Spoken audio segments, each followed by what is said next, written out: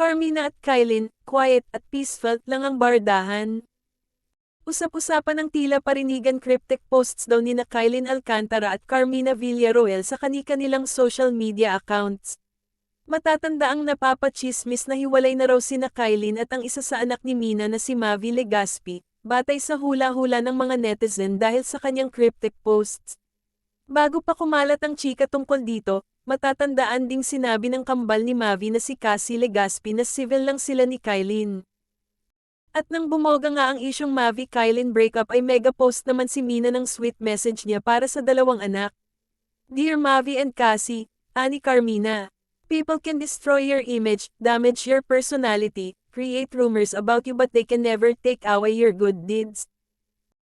Because no matter how they describe you, you will always be admired by those who know you best. Sa isa pang ex-post, ibinahagi naman ni Mina ang isang art card na may mababasang Mom Knows Best. Pagkatapos, si Kylie naman ay may post sa kanyang IG story na ang mababasa ay I was taught that keeping quiet kept the peace. Until I realized, host, peace is it keeping.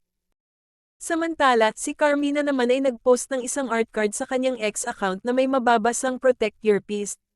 Narito naman ang ilan sa mga reaksyon at komento ng netizens. Diyos ko, puro kayo peace pero panay naman parinigan nyo sa stories nyo. No ba? Ano ba itong nanay na ito parang bata? Siya pa talaga sumasagot habang ang anak tahimik.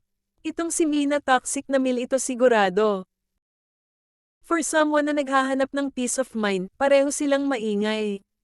Ang protect you peace na posts nila ay clearly parinigan serye. Mahirap talaga kapag nagiging family affair yung love life nilang mag-BF. Aside sa mother may sister pa na kailangan tansyahin ng bongga.